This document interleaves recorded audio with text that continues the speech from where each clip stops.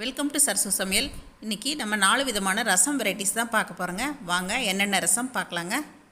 எலுமிச்சம்பழ ரசம், தக்காளி ரசம், தேங்காய் பால் ரசம், புளி ரசங்க. இந்த 4 விதமான ரசமும் நான் அப்பப்போ செய்யும்போது வீடியோ எடுத்து வச்சுருந்தேங்க. இப்போ நீங்கள் அதை பார்த்துட்டு நீங்கள் உங்களுக்கு எது தேவையோ அதை யூஸ் பண்ணிக்கலாங்க. வாங்க இப்போ வீடியோக்குள்ள போகலாம். சாதாரணமாகவே ரசம் ஜீரணத்துக்கு ரொம்ப ரொம்ப நல்லதுங்க. அதுவும் இந்த லாக்டவுன் பீரியடில் நம்மக்கிட்ட காயெல்லாம் எதுவும் இல்லாத சூழ்நிலையில் ஏதாவது ஒரு துவையல் இந்த மாதிரி செஞ்சுட்டு கூட இந்த மாதிரி ரசம் வித்தியாசமாக வைக்கலாங்க. இன்றைக்கி முதல்ல நம்ம எலுமிச்சம்பழ ரசம் எப்படி வைக்கிறதுன்னு தான் பார்க்க போகிறோங்க. நான் பருப்பு தண்ணி எடுத்து வச்சுருக்கேன், தக்காளி ஒன்று எடுத்து வச்சுருக்கேன், எலுமிச்சம்பழம் ஒரு 3/4 பழம் நான் எடுத்து வச்சுருக்கேங்க. அதாவது சின்ன பழத்தில் 1 கணக்கு வச்சுக்கலாம். ரசப்பொடி, கொத்தமல்லி, கருவேப்பிலை எல்லாம் வச்சுருக்கோம். இப்போ தக்காளியை நல்லா இந்த மாதிரி கரைச்சி எடுத்துக்கணுங்க. அதை பருப்பு தண்ணியோடு நம்ம சேர்த்துக்கலாம். நான் இப்போ கொஞ்சம் அரிசி கழுவுன கழுநீர் தண்ணி கொஞ்சம் போட்டுக்கிட்டேங்க. ரசப்பொடி, எங்களோட சரசஸ் ஃபுட் ப்ராடக்ட்ஸ் ரசப்பொடி நான் சேர்த்துருக்கேங்க. இதில் கொஞ்சம் நம்ம பூண்டு தட்டி சேர்த்துக்கலாம், கொத்தமல்லி, கருவேப்பிலை நம்ம இதில் சேர்த்துக்கலாங்க, உப்பு சேர்த்துக்கலாம். இது எல்லாம் போட்டுட்டு கையில் நல்லா கரைச்சி விட்டுக்கணுங்க. நல்லா நொறுங்க கரைக்கணும்னு சொல்லுவாங்கள்லங்க, அந்த மாதிரி நம்ம நல்லாவே கரைச்சிக்கணும். இந்த எலுமிச்சம்பழத்தை வச்சுக்கலாம். நம்ம கடைசியாக தான் இதை நம்ம சேர்க்க போகிறோம். இப்போ புழிஞ்சு விதையெல்லாம் எடுத்துகிட்டு இதை ரெடி பண்ணி எடுத்து வச்சிடலாங்க. இப்போ எலுமிச்சம்பழம் ரெடியாக இருக்குது, ரசக்கலவையும் ரெடியாக இருக்குங்க. இப்போ நம்ம தாளிச்சிடலாங்க. இப்போ ஒரு வாணலி அடுப்பில் வச்சுட்டு கடுகு சேர்த்தாச்சு, கொஞ்சமாக எண்ணெய் விட்டால் போதுமானது. கருவேப்பிலை போட்டாச்சுங்க. கொஞ்சம் டேஸ்ட்டுக்கு சாம்பார் தூள் சேர்த்துக்கலாம், மஞ்சள் தூள் சேர்த்துக்கலாங்க கொஞ்சமாக. இப்போ நம்ம ரசம் கலக்கி வச்சுருக்கோம் இல்லைங்களா, அந்த கலவையை இதில் சேர்த்துடலாங்க. கொஞ்சம் நுரைச்சி வரட்டும். கடைசியாக தான் நம்ம எலுமிச்சம்பழம் விடணும். ரசத்தை ரொம்பவே நம்ம நுரைக்க விடக்கூடாதுங்க. போதும், இந்த அளவுக்கு நுரைச்சா போதுமானது ரசம். இப்போ நம்ம அடுப்பை ஆஃப் பண்ணிவிட்டு எலுமிச்சம்பழ ஜூஸ் எடுத்து வச்சுருக்கோம் இல்லைங்களா, அதை சேர்த்துடலாம். அவ்வளோதாங்க, நம்மளோட எலுமிச்சம்பழ ரசம் ரெடி ஆயிடுச்சுங்க. கடைசியாக கொஞ்சமாக கொத்தமல்லி இலை தூவிக்கலாங்க. வித்தியாசமான எலுமிச்சம்பழ ரசம் ரெடி ஆகிடுச்சுங்க. இந்த ரசம்லாம் வச்ச உடனே மூடி போட்டுருணுங்க, அந்த வாசம்லாம் வெளியில் போயிடும். இப்போ நம்ம அடுத்து பார்க்க போகிறது புளி ரசம்ங்க. இந்த புளி ரசம் செய்கிறதும் ரொம்ப ரொம்ப ஈஸி தாங்க. புளிக்கரைசல் நம்ம தேவைக்கு எடுத்துக்கலாங்க, எந்த அளவுக்கு செய்கிறோமோ தேவைக்கு எடுத்துக்கலாம். சீரகம், மிளகு, பூண்டு, கருவேப்பிலை இதை நான் நல்லா அம்மியில் நுணுக்கி எடுத்திருக்கேன். இப்போ ஒரே ஒரு தக்காளி சேர்த்துக்கிட்டேங்க. தேவையான அளவு உப்பு சேர்த்துக்கலாம். இதையெல்லாம் சேர்த்ததுக்கப்புறமா கொஞ்சம் பெருங்காயத்தூள் இதிலேயே சேர்த்துக்கலாங்க. மஞ்சள் தூள் தேவைக்கு சேர்த்துட்டு இந்த தக்காளியை நல்லா கரைச்சி விட்டுக்கலாங்க. நல்லா கரைச்சிட்டு தேவையான அளவுக்கு நம்ம இப்போ தண்ணி விட்டுக்கலாங்க. உங்களுக்கு புளிப்புக்கு தேவையான அளவுக்கு, ரசம் தேவைக்கு நீங்கள் தண்ணி விட்டுக்குங்க.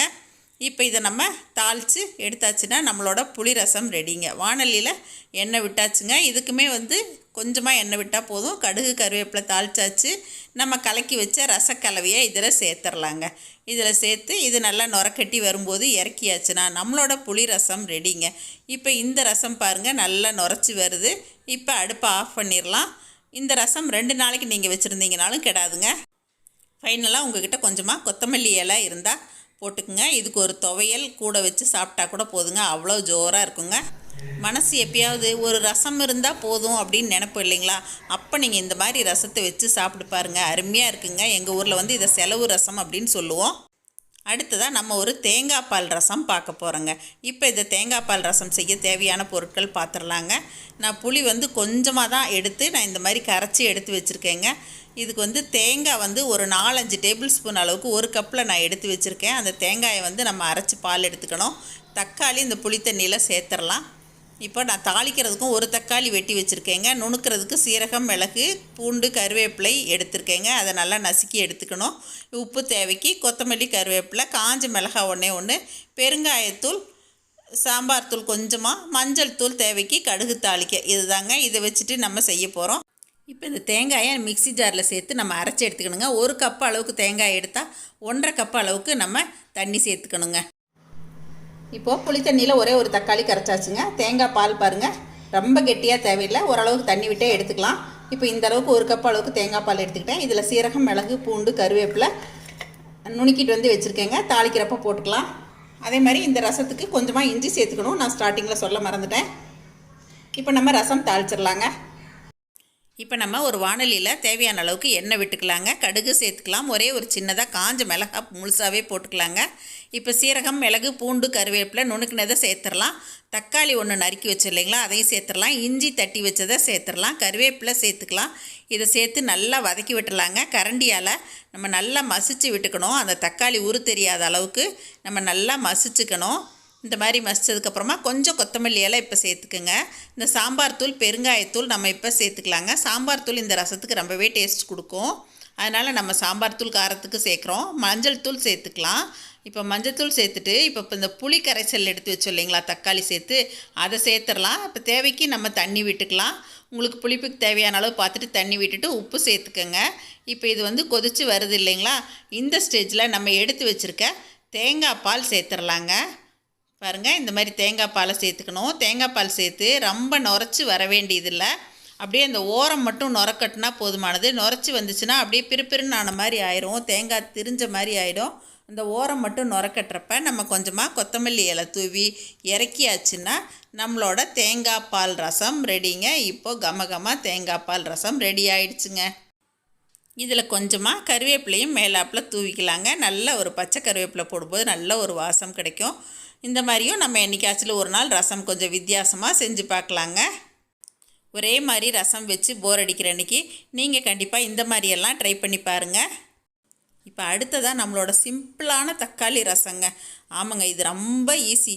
அதாவது 3 தக்காளி எடுத்துக்கிட்டேன். நீங்கள் நல்ல கனிவாக இருந்தால் கையிலேயே கரைச்சிக்கலாம். இது இப்போ வர்ற பழம்லாம் வந்து கொஞ்சம் கெட்டியாக இருக்குது இல்லைங்களா, அதனால் வெந்நீரில் போட்டு ஒரு கொதி விட்டு எடுத்துக்கணும். பாருங்கள், ஒரு கொதி விட்டோடனே பழம் வந்து இந்த மாதிரி ப்ரெஸ் பண்ணால் விரல் உள்ளே போகும். அந்தளவுக்கு நமக்கு வந்து கனிஞ்ச மாதிரி ஆகிடும் கொதிக்கிற தண்ணியில் போடும்போது.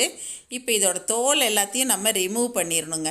நல்லா ஈஸியாக உரிக்க வரும், நம்ம வெந்நீரில் போட்டு வச்சுருக்கோம் இல்லைங்களா. அதனால் வந்து இப்போ எல்லா பழத்துலேருந்தும் நம்ம இந்த தோல் எல்லாத்தையுமே எடுத்துடணும். அந்த எடுத்த தோலையும் வேஸ்ட் பண்ணாமல் பாருங்கள், நான் பக்கத்தில் கழுநீர் தண்ணி வச்சுருக்கேன். எப்பயுமே நான் ரசத்துக்கு கழுநீர் தண்ணி விடுவேன். அதுக்குள்ளே விட்டு, ஏன்னா அந்த ஸ்கின்லேயும் கொஞ்சம் சதை ஒட்டி இருக்கும். அதனால தான் நம்ம கழுநீரில் கரைச்சி எடுத்துகிட்டு அந்த தோலை தூக்கி போட்டுடலாங்க. இப்போ மஞ்சத்தூள் சேர்த்துக்கலாம். உப்பு, கொத்தமல்லி, கருவேப்பிலை எல்லாத்தையுமே இந்த தக்காளியில் சேர்த்துடலாங்க. நான் இப்போ கொஞ்சம் பூண்டு 4-5 பல்லும், ஒரு 4-5 சின்ன வெங்காயம் நசுக்கி எடுத்து வச்சுருக்கேங்க, அதையும் சேர்த்தாச்சுங்க. இப்போ வந்து ரசப்பொடிங்க. இது எங்களோட ஃபுட் ப்ராடக்ட்ஸ் ரசப்பொடி தான் நான் போட்டிருக்கேன். நீங்கள் சாதாரணமாக வீட்லேயே ரசப்பொடி செஞ்சு வச்சுக்கலாங்க. இப்போ தக்காளி எல்லாத்தையும் நம்ம கரைச்சிடணும். கரைச்சிட்டு அந்த மூக்கு பகுதி இருக்குது இல்லைங்களா, அதை மட்டும் நம்ம ரிமூவ் பண்ணிடணுங்க. பாருங்கள், ஒரு தக்காளியாக இந்த மாதிரி அந்த மூக்கு பகுதி மட்டும் அந்த கெட்டியாக இருக்கும், அதை மட்டும் நீங்கள் எடுத்துகிட்டு மற்ற தக்காளியும் எல்லாத்தையுமே இதே மாதிரி நீங்கள் நல்லா கையில் கரைச்சிக்கணுங்க. இப்போ நம்ம எல்லா தக்காளியும் இதே மாதிரி நம்ம கரைச்சி எடுத்துக்கலாங்க. அப்படியே நம்ம கரைக்கிறோம் இல்லைங்களா, அதில் வந்து நல்லா அந்த கை மணம் இறங்கணும் அப்படின்னு சொல்லுவாங்க ரசத்தில் மட்டும். இப்போ கழுநீர் தண்ணி நான் சேர்த்துட்டேங்க. கழுநீர் தண்ணி உங்களோட ஆப்ஷன் தாங்க, ரொம்ப நல்லது அப்படிங்கிறதுனால நான் வந்து எல்லா ரசத்துலேயுமே அரிசி கழுவுன கழுநீர் தண்ணி நான் சேர்த்துருவேங்க. நல்லா கரைக்கணும் பாருங்கள், அந்த கரைக்கிறதுல தான் வந்து ரசத்தோட ருசியே இருக்குது அப்படின்னு சொல்லுவாங்க. இப்போ நல்லா இதை கரைச்சி விட்டாச்சுங்க. இப்போ நம்ம தாளிச்சிட வேண்டியது தாங்க. இப்போ ஒரு வாணலி வச்சுட்டு கொஞ்சமாக எண்ணெய் விட்டுருக்கேன். கடுகு பொரிஞ்சாச்சு, கருவேப்பிலை சேர்த்தாச்சு. நம்ம கரைச்சி வச்ச தக்காளி கலவையை இதில் சேர்த்துடலாங்க. சேர்த்துட்டு இப்போ கொதிக்கிற வரைக்கும் வெயிட் பண்ணலாங்க. இந்த ரசத்தை அதுவும் நீங்கள் பச்சையாக கரைச்சி விட்டீங்க அப்படின்னா இந்த ரசம் வைக்கிறதுக்கு 5 நிமிஷம் கூட ஆகாதுங்க.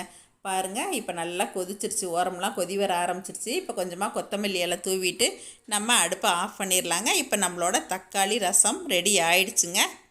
அதுவும் உங்கள் வீட்டு குட்டீஸ்க்கெல்லாம் இந்த தக்காளி ரசம் போட்டு ஒரு வடகம் பொரித்து வச்சு கொடுத்தீங்க அப்படின்னா கண்டிப்பாக சாப்பிடுவாங்க. அவ்வளோ டேஸ்ட்டாக இருக்கும். கண்டிப்பாக நீங்களும் ட்ரை பண்ணி பாருங்கள். இந்த ரசத்துக்கு சீரகம், மிளகு, பூண்டு, கருவேப்பிலை இதெல்லாம் கூட நம்ம போட்டு இந்த தக்காளி ரசம் வைக்கலாங்க. உங்கள்கிட்ட ரசப்பொடி இருந்தால் நீங்கள் ரசப்பொடி போட்டு வைங்க, ரொம்ப அருமையாக இருக்கும். எந்த ரசமாக இருந்தாலும் இறக்குன உடனே இந்த மாதிரி மூடி போட்டுடுங்க. என்னங்க, நான் இப்போ சொல்லி கொடுத்த ரசம் எல்லாமே உங்களுக்கு ரொம்ப பிடிச்சிருக்குன்னு நினைக்கிறேங்க. கண்டிப்பாக நீங்களும் இந்த மாதிரியெல்லாம் வித்தியாசமாக ட்ரை பண்ணி பாருங்கள். இன்னும் நான் நிறைய ரசம் வெரைட்டி உங்களுக்காக கொடுக்குறேங்க. இதை பார்த்துட்டு எப்பயும் போல் உங்களோட ஃபீட்பேக் சொல்லுங்கள், ஷேர் பண்ணுங்கள், சப்ஸ்கிரைப் பண்ணுங்கள். தேங்க்யூ. சரசு சமையல் பாருங்கள், சமையல் நல்லா பண்ணுங்கள்.